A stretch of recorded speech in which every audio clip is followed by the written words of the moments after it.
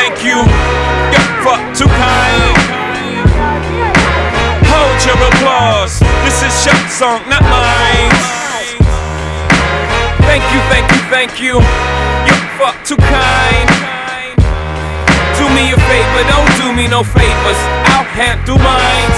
Hold me, baby. Any great urban renaissance tells a story, right? The beauty of the urban experience is that is the hub of culture creation, the center of innovation, and also the point and the nexus where cultures connect.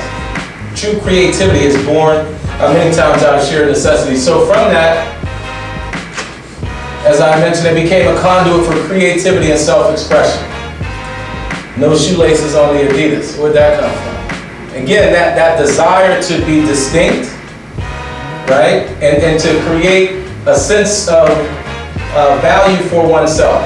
So it went from just the music to essentially being a conduit for self-expression. And brands at the same time started to realize that these artists had the unique platform to connect with this audience, and they utilized that to continue to build their brands. Hypnotic, as you can see, is a fruity blue drink, right?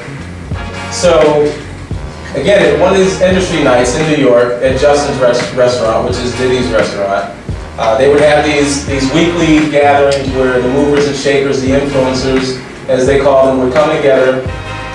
And the bartender at Justin's noticed that the guys weren't drinking the fruity blue drink.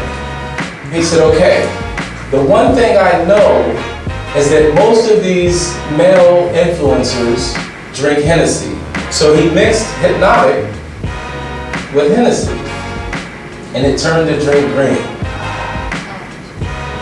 And he called it the Incredible Hulk, right?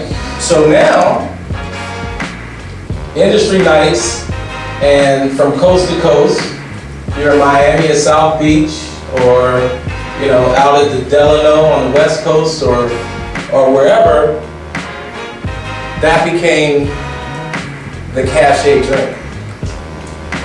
How much R&D did they spend on that? Zero. Profit. Pure profit.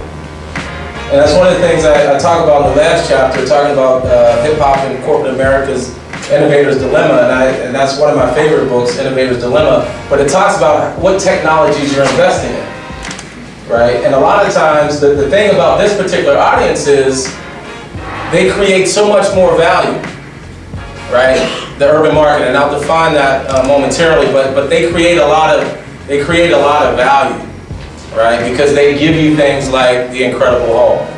They'll wear the product here. They'll influence others in the mainstream and serve as a tipping point.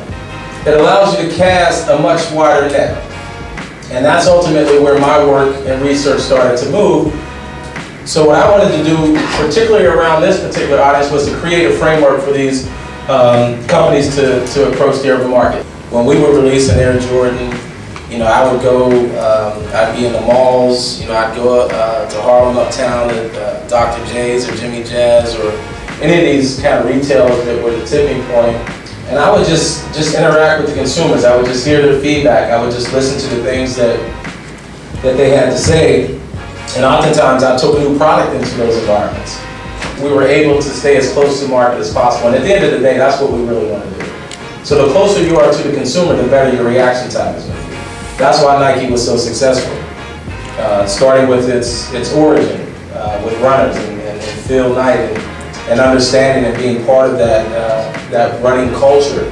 The closer you get to your consumer, the more real time your strategy and your marketing and planning are going to be. So I started to observe some clusters that were forming, and so I'll walk you now briefly through the 7 ciphers segmentation, which we define as cracking the code on the urban market.